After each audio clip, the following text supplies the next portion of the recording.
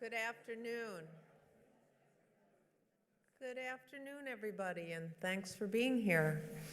For those of you who don't know me, I'm Jennifer Scanlon, Interim Dean for Academic Affairs and the William R. Keenan Professor of Humanities and Gender, Sexuality, and Women's Studies. And I welcome you today to the Common Hour, the first Common Hour, and take this opportunity to give you a little bit of background on the Kurofsky Faculty Encore Lecture, which you'll be hearing today. This lecture has been an ongoing Common Hour tradition for over 10 years. The Kurofsky Family Fund was established by Paul Kurofsky, class of 1966, his son David, class of 93, and his brother Peter, class of 62, in memory of their father and David's grandfather, Sidney B. Kurofsky. The fund, which has underwritten the Sidney B. Kurofsky Prize for Junior Faculty, added this Common Hour Kurofsky Lecture Series in the spring of 2000. The Kurofsky Faculty Encore Lecture features a Bowdoin faculty member chosen by members of the senior class, honoring him or her as a teacher and as a role model. It is my pleasure, of course, to introduce Professor Aviva Briefel, who has been selected to deliver the Kurofsky Faculty Encore Lecture for this fall semester. And I would note that she was last bestowed with this honor in the spring of 2006. Aviva Briefel is Professor of English and Cinema Studies and the author of The Deceivers, Art, Forgery and Identity in the 19th Century, co-editor of Horror After 9/11, World of Fear, Cinema of Terror, and her most recent book, The Racial Hand in the Victorian Imagination, is forthcoming with Cambridge University Press. At Bowdoin, Aviva teaches courses on Victorian literature and culture, the horror film, and film adaptation. Professor Briefel's talk is titled Parenting Through Horror, Reassurance in Jennifer Kent's The Babadook. Please join me in welcoming Aviva Briefel.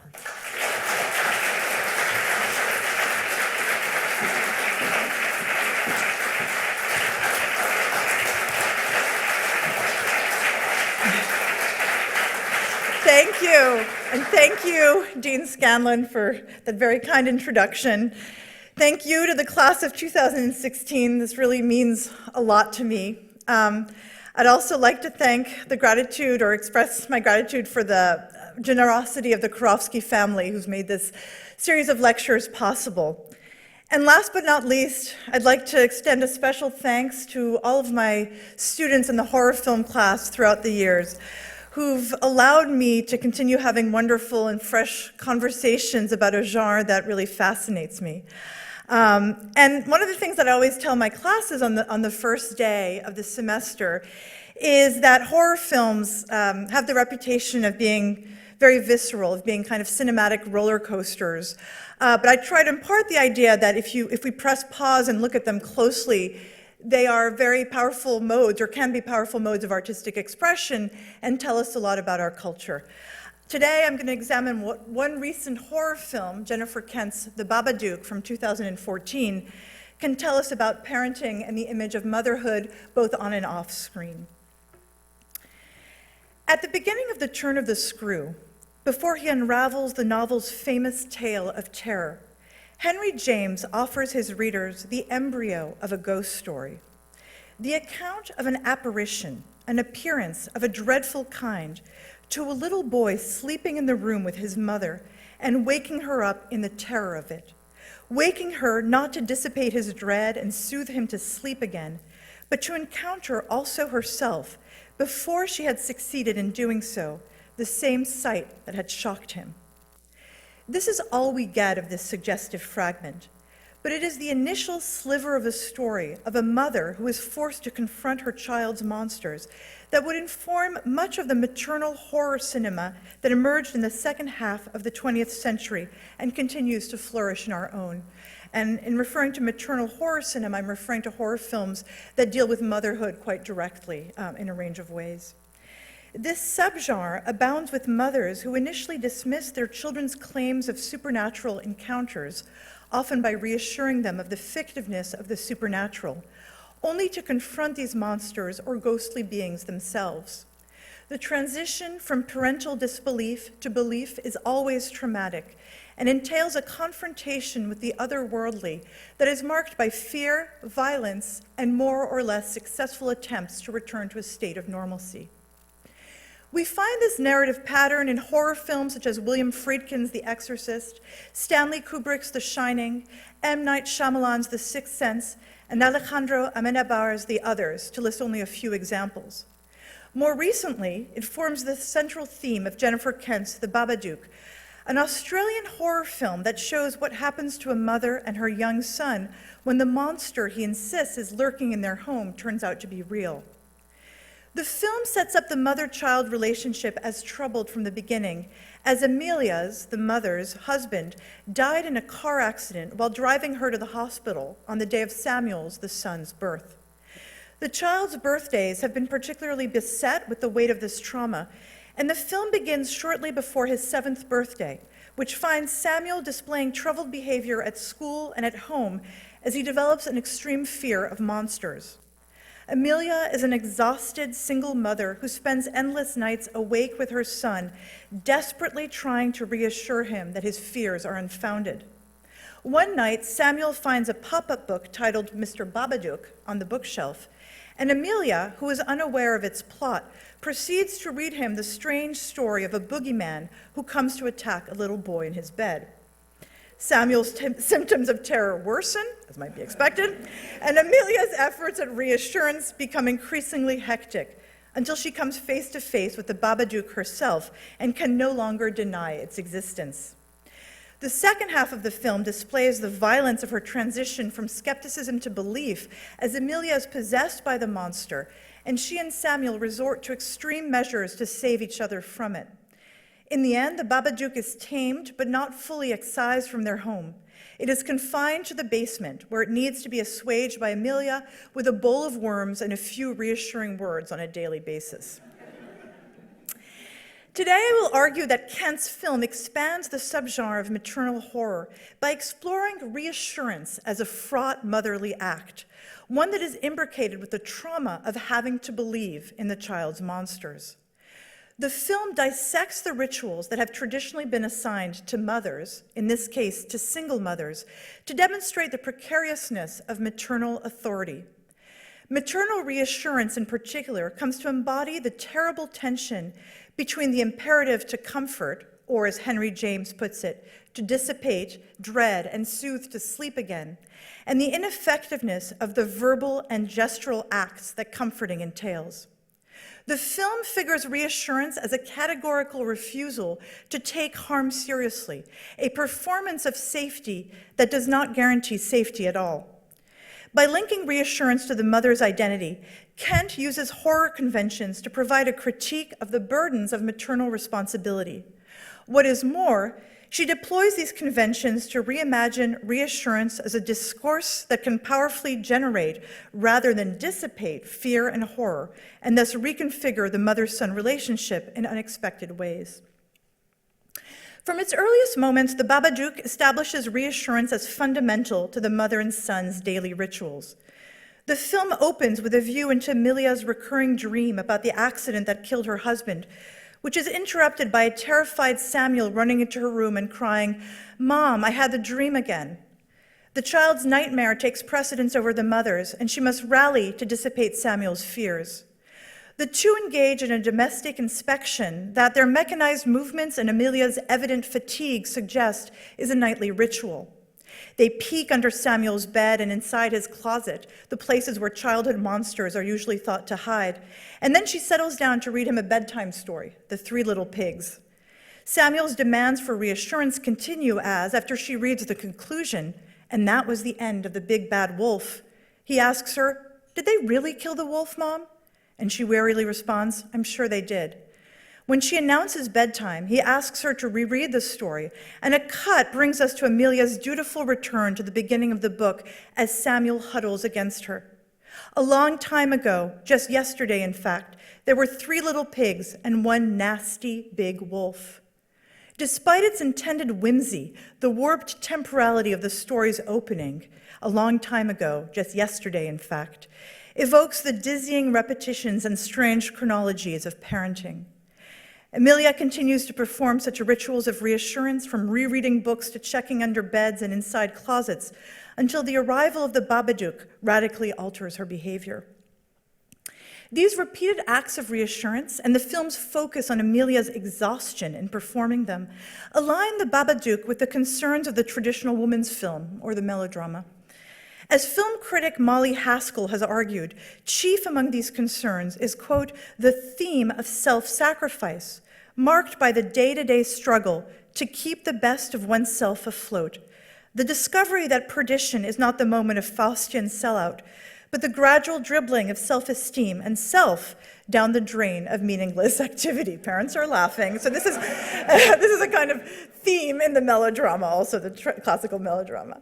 Kent gives us an excruciatingly intimate view of Amelia's frustration and fatigue with her daily tasks, which extend into the long and sleepless nights when she strives to reassure Samuel that monsters do not exist.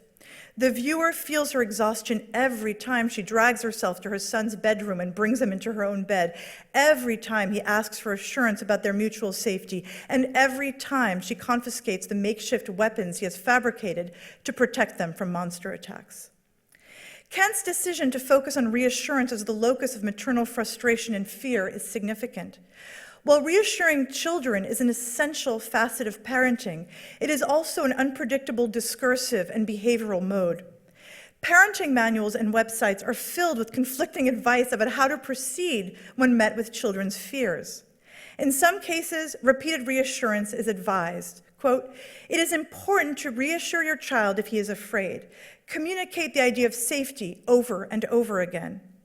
Verbal assurances can be accompanied by physical performances that evoke safety and protection. Quote, do your magic. With preschoolers and young school-age kids who have vivid imaginations, the magical powers of your love and protection can work wonders.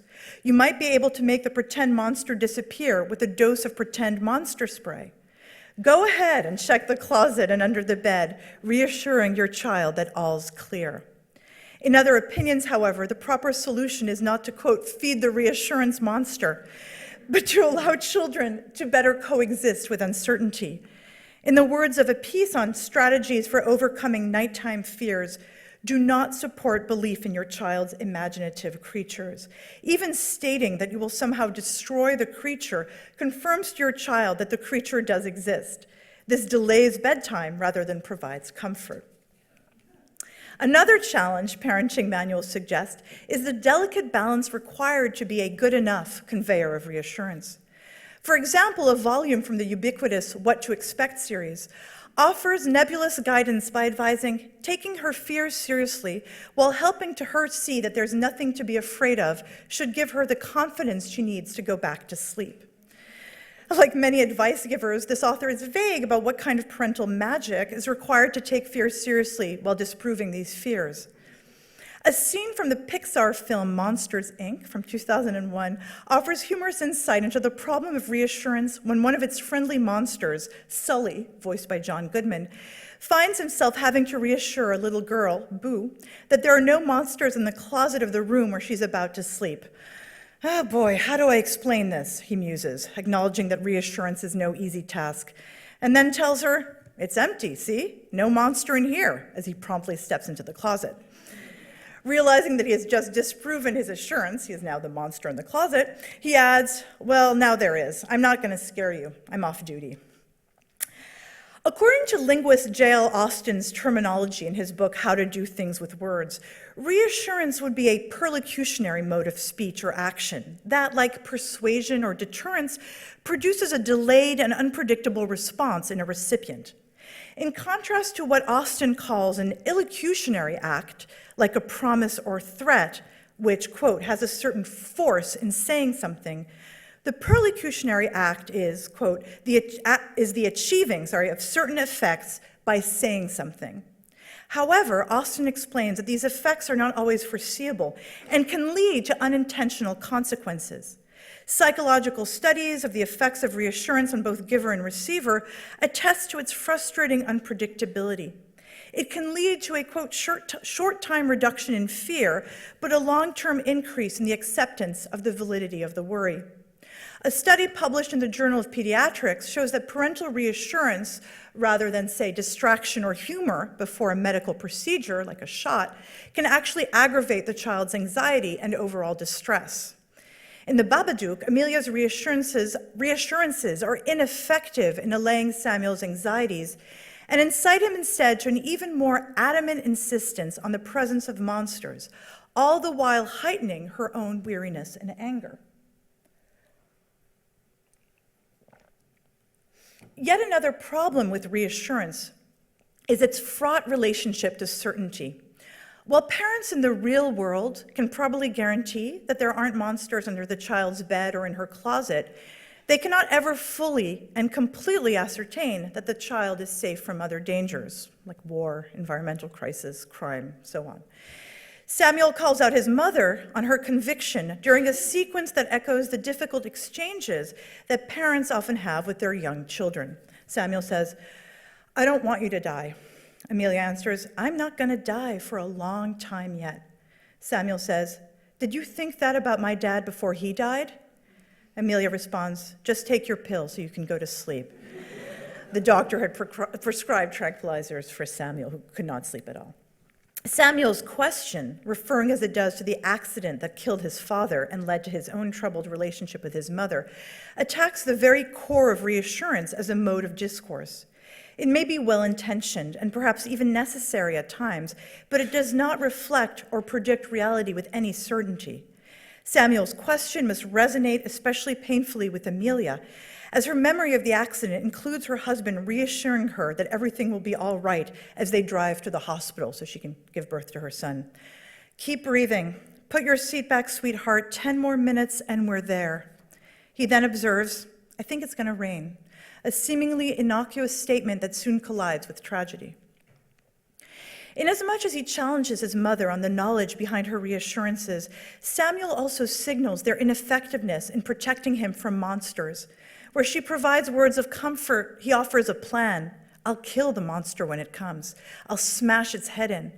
Later, when she gives him tranquilizers, a drug choice that rivals the anesthetic qualities of reassurance, we witness the following conversation. Samuel says, "Will these make the Babadook go away?" Amelia answers, "I think so, but you have to promise me not to mention it again."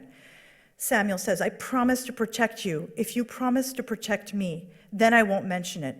Amelia says, "I promise to protect you." It is significant that Samuel compels Amelia to make a promise here. Promising, unlike reassurance, ideally holds the spectator to a future action through the pronouncement of a set of words in the present. In a narrative world in which monsters do in fact exist, both Samuel and Amelia will have to keep their promises to protect each other in confronting the Babadook. Amelia must ultimately learn that, like the child at the beginning of James, The Turn of the Screw, Samuel was right all along about the presence of the supernatural in their midst. In hindsight, Samuel's preparations to confront the monster were not only legitimate actions, but necessary to guaranteeing their survival, and his monster contraption ends up being instrumental to saving them. Despite his young age, the boy recognizes that there is danger in the world, as evidenced by the phrase he repeats from a sinister-looking magician on one of his DVDs. "Life is not always what it seems. It can be a wondrous thing, but it can also be very treacherous." As their elderly neighbor affectionately describes Samuel, he sees things as they are, that one. Amelia, on the other hand, uses reassurance as a soporific, in large part because of her own experience with the possible and unexpected treacherousness of life. The advent of the Babadook in the latter half of the film further aligns the inefficacy and passivity of her attempts to allay Samuel's justified fears. And yet, the film does not blame Amelia for deploying such weak rhetoric. It suggests instead that she is the product of a culture that has long valued reassurance as a favored mode of allaying childhood fears. The books she reads to Samuel, starting with the story of the 3 little pigs, employ a narrative pattern and rhetoric that rely on the comfort of tamed monsters and happy endings. Along with the demise of the big bad wolf, we hear Amelia reading a story that embeds reassurance within its prose. We hear just a fragment of her saying that someone is entreating the sirens not to be afraid. And another that ascertains, and the prince and the princess lived happily together in a beautiful palace for the rest of their days. But the fact that Amelia often reads these stories in desperate tones in an attempt to distract her son from his monster fears undermines their comforting effects. Her heightened anxiety, as well as Samuel's inability or unwillingness to be assuaged by the endings, reminds us that these fairy tales may be as tenuous as other modes of reassurance deployed in the film. They are reminiscent of critic Marina Warner's description of the traditional lullaby as weak domestic magic, alert to its own inadequacy. The pop-up book, Mr. Babadook, created by illustrator Alexander Juhas for the film, captures the limits of conventional children's literature in allaying fears. Appearing mysteriously on Samuel's bookshelf, its narrative reverses the structure of typical storybooks that introduce something frightening only to defeat it in the end. And I'm going to show you a clip that begins with a kind of ritual of reassurance that we see at various points in the film, and that proceeds to an initial reading of the Babadook.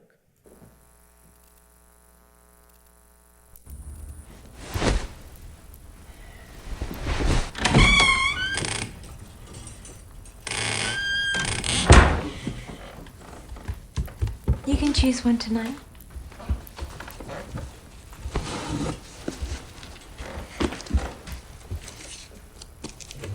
Where'd you get this? On the shelf.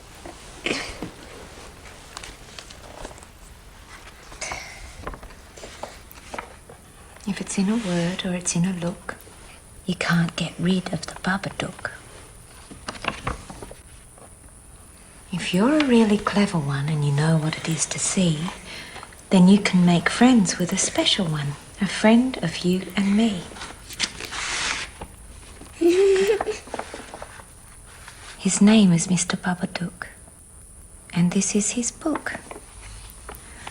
A rumbling sound, then 3 sharp knocks. Babadook, dook, dook. That's when you'll know he's around. You'll see him if you look. Babadook, dook, dook. We might read another one tonight, eh? But you said I could choose.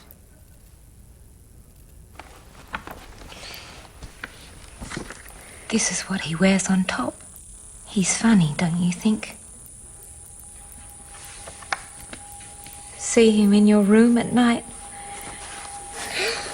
Mum, does it hurt the boy? Mum, does it live under the bed? Mum? Mummy! Mummy! How sweet are they, son? So she has to read him a more conventional story here. The Babadook starts off as a mischievous and even cute creature who offers a special alliance with the child reader. If you're a really clever one and you know what it is to see, then you can make friends with a special one, a friend of you and me. The child is invited to play with the creature through pop-up effects that make him appear unexpectedly and wave. As this story continues, however, the images and text become increasingly menacing as the monster asserts his authority over the child. I'll soon take off my funny disguise, take heed of what you read, and once you see what's underneath, you're going to wish you were dead. When the Babadook materializes and invades Amelia's and Samuel's home, he appears to taunt her for the ineffectiveness of her protections. So I promise not to show anything too frightening. I'm going to show you what the Babadook looks like in a still image. For some of you, it's just like, but I know that some people have different, so, and what's interesting is that he really does appear in this kind of shadowy way. You never see him very clearly. His physical appearance is of an animated children's book illustration, or what one reviewer describes as a child's disproportionate drawing come to lopsided life. And he confronts her with the fact that she's become victim of the very means she had used to assuage her son.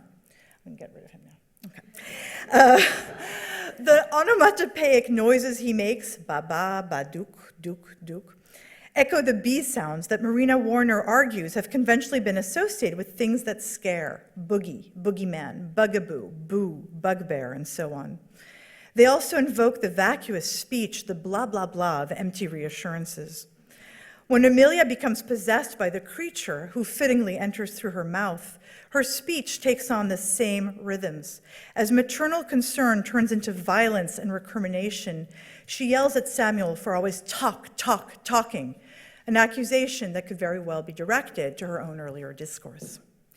In the second half of the film, Amelia is forced to confront what it means to give up on reassurance as weak domestic magic and to actively defend her son from the dangers she had previously denied.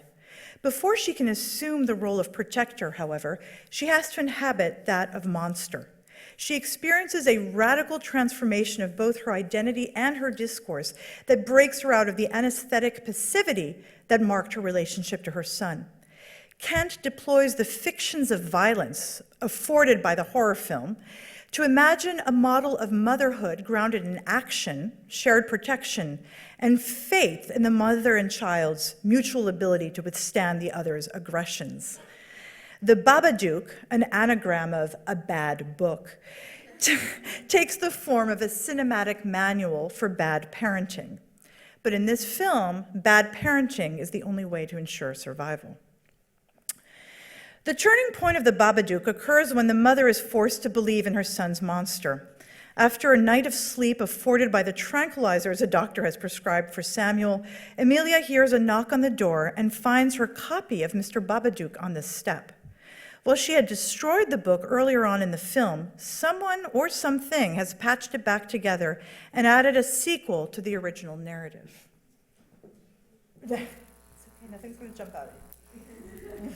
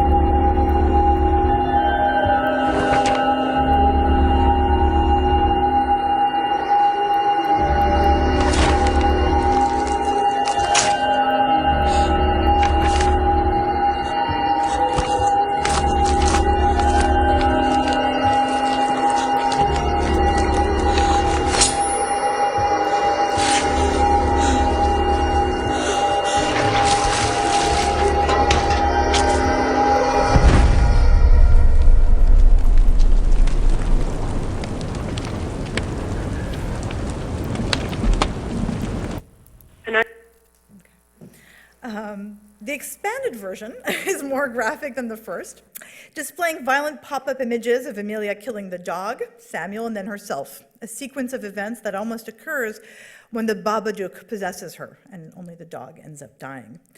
This moment of horrific discovery is followed by one of poignancy when Samuel catches his mother dousing the book in gasoline, and they exchange a meaningful look through which Amelia and he silently acknowledge that they now believe in the same monster.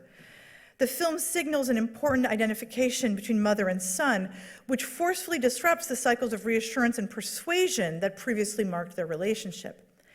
Before she acts on this commonality by fulfilling the contract of mutual protection with her son, Amelia must undergo a violent expulsion of the role of comforting mother. Earlier on, Samuel had warned her that the Babadook will eat your insides, an accurate assessment of how the realization of its existence will radically transform her from within. She takes on many qualities associated with the monstrous mothers of horror films who seek to annihilate their offspring through a suffocating return to the womb. Think of Norman's mother in Psycho by Alfred Hitchcock, or Mrs. White in Carrie by Brian De Palma, for instance, and there are many more examples.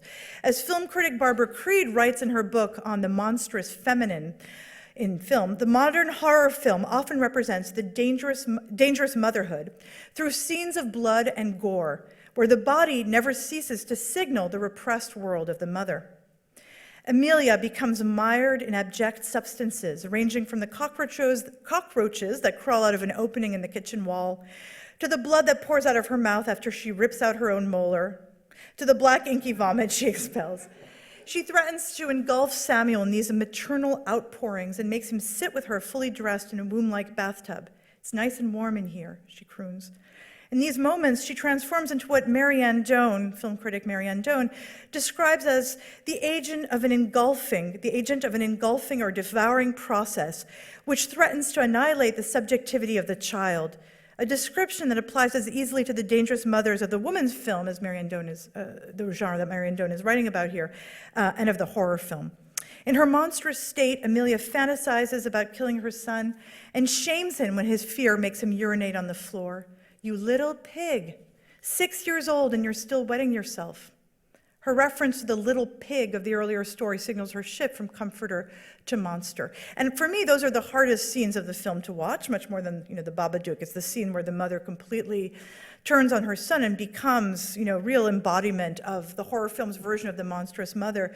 But I think that because Jennifer Kent is someone who's very familiar with the horror film tradition, those moments often also read as references to other films. They're really kind of presented as constructs, as exaggerations of the kind of monstrosity that mothers are often meant to embody in the horror film. More subtle than Amelia's physical and behavioral changes is what happens to the language of reassurance that has marked her from the beginning. It, too, is eaten from the inside. This change is barely perceptible at first. After she burns the revised version of Mr. Babadook, Amelia goes to the police station for protection, where she finds herself the target of the officer's skepticism. As one of them tells her, without the evidence afforded by the book, there's nothing we can do about it. This marks another moment of Amelia's growing identification with Samuel, as the officer echoes the apathetic tone of her reassurances. Backing away from the officers and the figure of the Babadook she seems to glimpse in the background, she mutters, "Don't worry about it," and heads towards home. Words that in another context would signal reassurance, "Don't worry about it," now designate a rejection of help. "Don't worry about it, I'll do it myself." In contrast to films like The Exorcist or The Sixth Sense, in which a male authority figure has to intervene to rid the child of monsters, here the mother will have to operate on her own. By the very end of the film, she does so by deploying a language of authority and possession, both of herself and her property. "This is my house," she warns the Babadook. "You are trespassing in my house. If you touch my son again, I'll kill you." Before she can attain this position of protective control, Amelia must radically alter her language of reassurance, transforming it from a passive mode of expression to a violent verbal act. Her words are forcefully directed towards Samuel, the earlier recipient of her assuaging tones. When he insists that the monster is about to attack them, she yells, "The Babadook isn't real, Samuel. It's just something you've made up in your stupid little head." This insincere expression of disbelief, she has just seen the monster herself, takes the form of an insult couched in the language of comfort. "The Babadook isn't real, Samuel." She then wields a kitchen knife and shouts, "I'll make sure nothing gets in tonight. All right, Samuel? Nothing is coming in here tonight. Nothing." Rather than an assurance of protection, again, the reassurance of nothing's coming in here tonight, it's okay. This is a menacing declaration of entrapment, a disturbing warning that her son cannot let anyone in to help them. Later, when Samuel expresses his fear of his mother's transformation by saying, "I don't want you to go away," she answers, "I'm not going anywhere." Amelia scares her child with the very words she might have used previously, however ineffectively, to assuage him. "I'm not going anywhere, it's okay." As actor Essie Davis comments on her character in one interview, Amelia is like mom and dad in The Shining, because she's easing terror, and then she is terror. The relationship between easing and generating fear in the Babadook is a surprising one. Whereas in the space of the real, a mother hurling threats at her son would constitute abuse, Kent takes advantage of the fictional violence of the horror film to imagine a scenario in which Amelia's verbal assaults allow for a new alliance with him. And the idea, again, of fictional violence is very important. Amelia's threatening reassurances bear an unexpected affinity to Samuel's promises of protection, as both hold out the assurance of action. Her words and gestures menace, but never destroy him. Instead, they instill him with new strength. As theorist Judith Butler argues in challenging the distinction J.L. Austin draws between the unexpected effects of perlocutions and the certainty of elocutions, threats and insults can result in unforeseen circumstances, and this is Butler's point. The threat may well solicit a response that it never anticipated, losing its own sovereign sense of expectation in the face of a resistance it inadvertently helped to produce. Confronted by Amelia's words and actions, Samuel develops a strategy of resistance that balances self-protection and aggression toward her, culminating in a strengthening of their relationship. He wrestles with her and protects himself, sometimes by attacking her, all the while reminding her, "I love you, Mom, and I always will," even at her most monstrous. His commitment allows her to perform her own acts of protection. When freed from the Babadook's control, she commands it out of their house. But the Babadook does not leave, not completely. Following the violent showdown with the monster, the film cuts to a much happier and brighter scene where Amelia and Samuel are preparing to celebrate his birthday on the actual day for the very first time. The scene becomes strange when Amelia and Samuel gathers worms in a bowl, and she takes them to the basement, where we learn the Babadook still resides. Hiding in the shadows, the Babadook emits a ferocious roar and breath that propels Amelia backward. I'm going to show you the scene. He's not going to appear. You're just going to hear him. Just a warning for people who are not so into horror. Oops.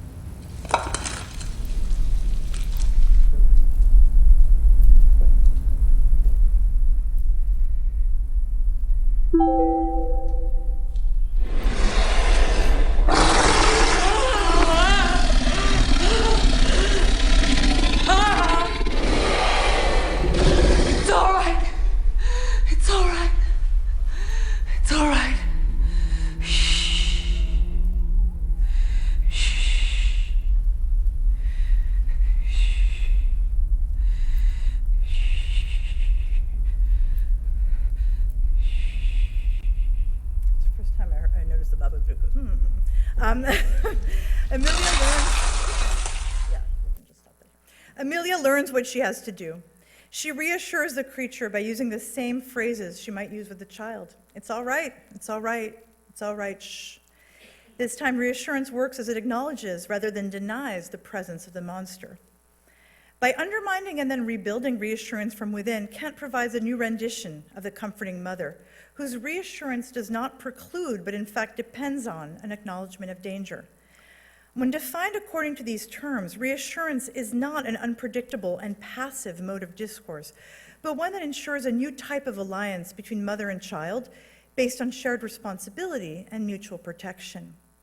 In focusing on the repaired relationship between mother and son at the end of the film, the Babadook rejects the expected scenario through which reconciliation with the monstrous mother results in an eradication of the child's identity, which is a very common trope in the horror film. In Kent's vision, mother and son survive because they have tested each other's limits and then discovered a way to break out of their prescribed roles. Their process recalls critic Barbara Johnson's explanation of the trust involved in using people, creating a space of play and risk that does not depend on maintaining intactness and separation. Johnson draws from psychoanalyst D.W. Winnicott's theories of childhood development, particularly the role afforded by transitional objects, those objects that little kids hold, whether it's a stuffy or a blanket or a piece of cloth, to cement the child's future relationships. By witnessing that an old blanket, a stuffed animal, or other object, a book perhaps, can be affectionately cuddled as well as excitedly loved and mutilated and still survive, the child will learn to trust in the resilience of other persons. An ethics of using others does not entail exploitation, although this can, of course, occur, but a realization that others will withstand conflict, demands, and love. Is the Babadook a transitional object? I'm somewhat hesitant to give this monster a stable meaning, as the internet is already full of theories about what it represents, and I don't think it's reducible to a single identity. But I keep returning to a passage from Winnicott's book, Playing in Reality, in which he writes, as the infant starts to use organized sounds, mum, ta, da, there may appear a word for the transitional object. The name given by the infant to these earlier objects is often significant, and it usually has a word used by the adults partly incorporated in it. For instance, ba may be the name, and the B may have come from the adult's use of the word baby or bear. With its own infantile name, the Babadook may represent an object that facilitates the mother-child relationship and is then abandoned in a basement or attic when it's no longer needed.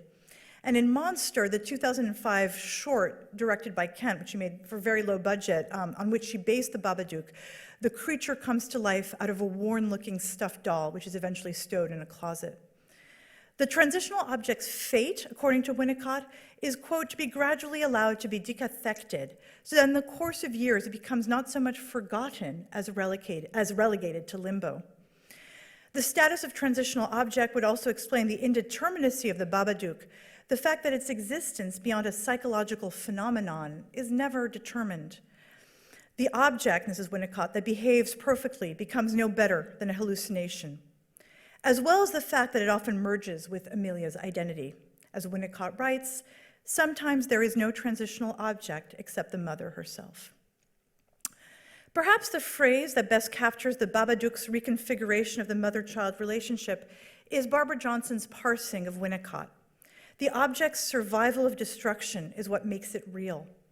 This may apply as much to the pop-up book that is ripped, reconstructed, and burned, and still manages to release a monster, as it does to the mother and son who suffer so completely at each other's hands and then reemerge with healed wounds and a stronger relationship.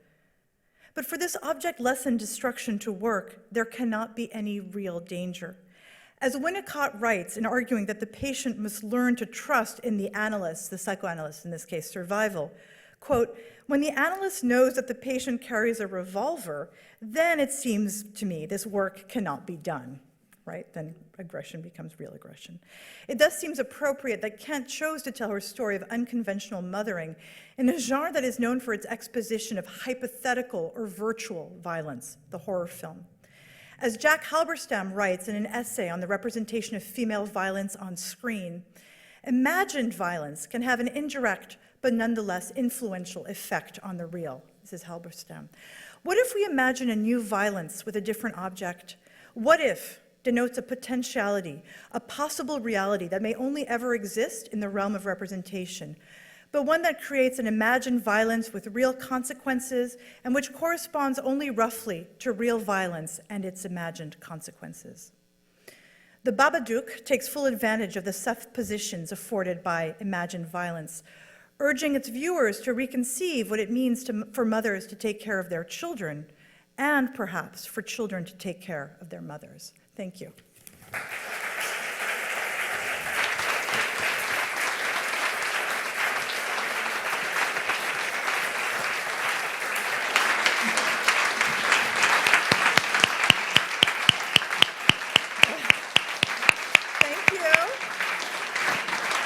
And we do have some time for questions, and I'm asked to remind you to speak in the microphone if you have a question, but I will be happy to answer, hopefully, answer your questions. Professor Shikalico. Thanks for that great talk. I was interested in the scene of reading that you showed and the status of the book in the movie, because it seemed to me that it was the book that was the source of horror. And if the bad book is the source of horror, how does that shift your reading of the mother as the source of horror? There's a really interesting scene. It's a good question. There's so much to say about this film. There's an interesting scene at one point where Amelia is talking with her sister and some of her friends who are really well-adjusted and married and, you know, are like, oh, I don't have time to go to the gym anymore, right? And she's not so happy that they're saying that. But they're like, so what do you do? And she says, oh, I used to write books, but I don't really do that anymore. And that's said once, and it's not brought up again, and the suggestion, or she says children's books, right? So there's a kind of underlying conceit that maybe where does this book come from? Maybe she had written it, and there's also often a conflation of the Babadook itself, both with the dead husband, but with Amelia. Is it just a projection of herself? And also, I think the association in this book of motherhood with the act of reading, because this is a single-family household and it's only the mother. I think the book itself becomes the source of horror, but also in a way connects to Amelia herself. That's a good question. Thanks. Other questions? Professor Kitch.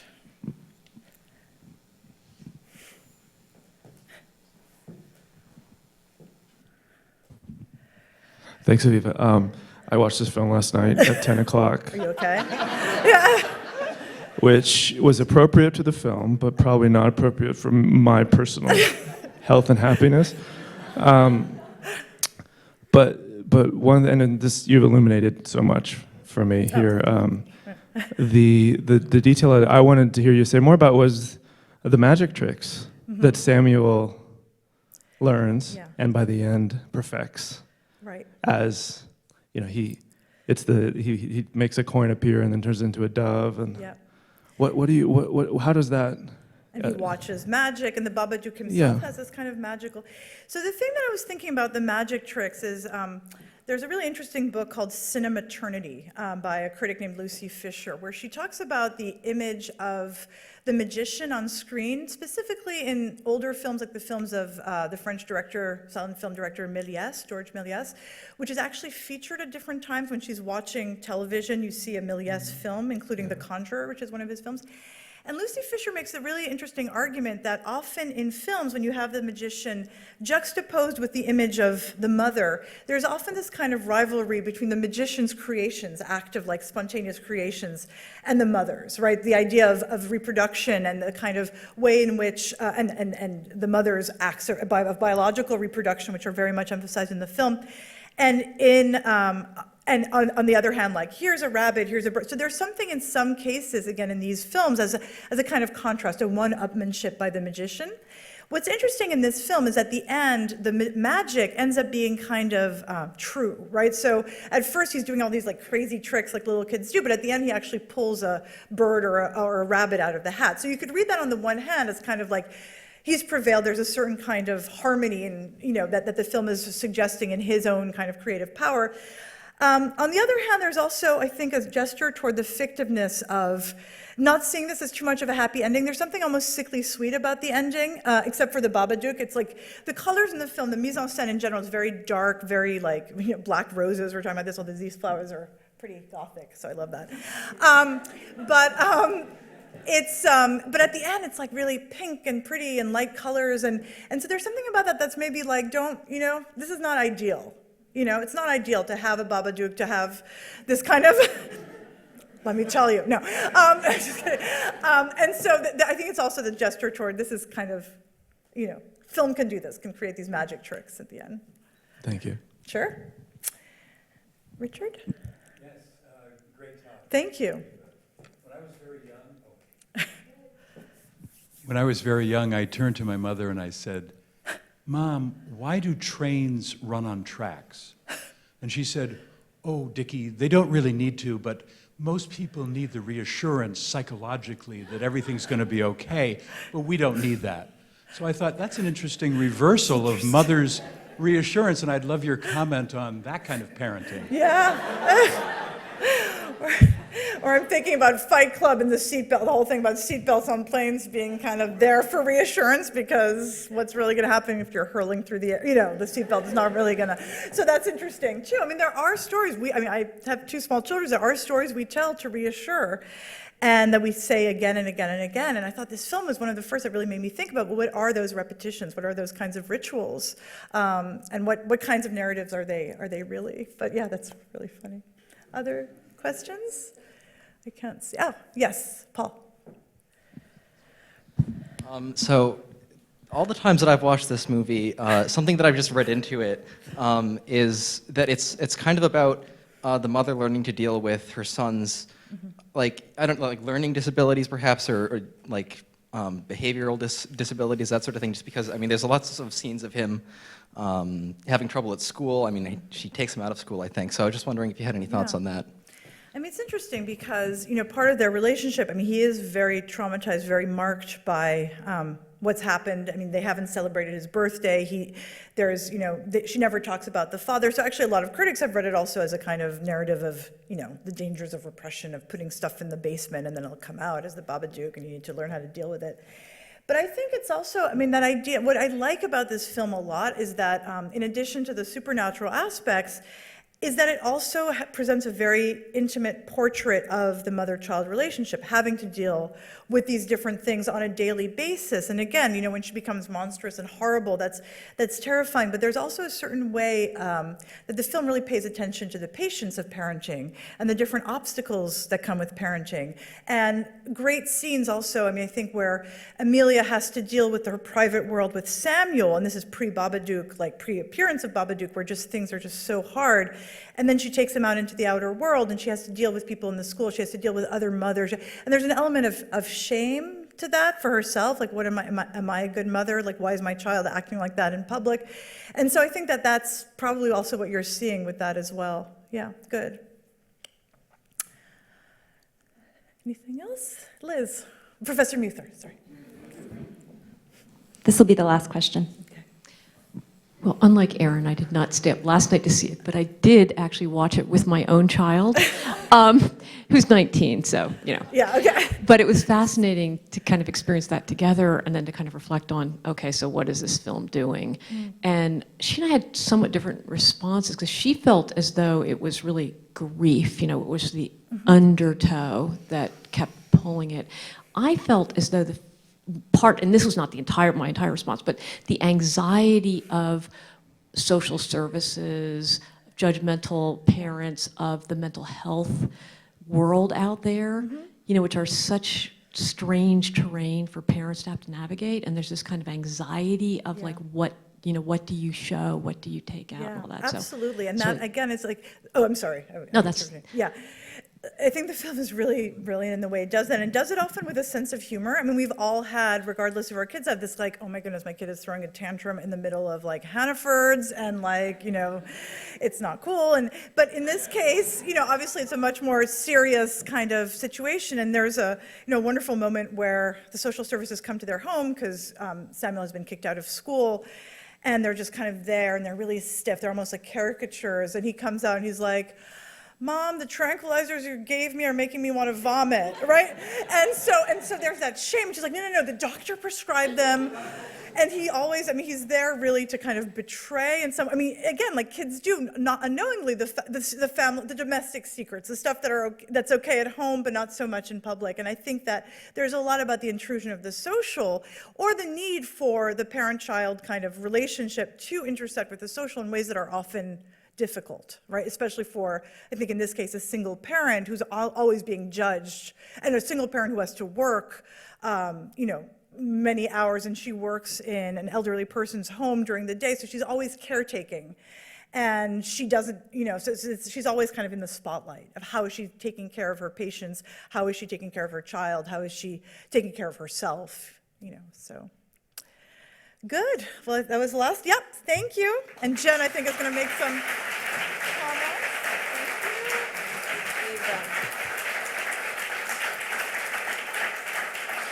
Thank you so much, Professor Briefel, for such a terrific talk. Our next Common Hour, Friday, October 23rd, will feature Chad Merkin as part of the President's Science Symposium. So thanks for attending. Have a great weekend. And again, thank you, Professor Briefel.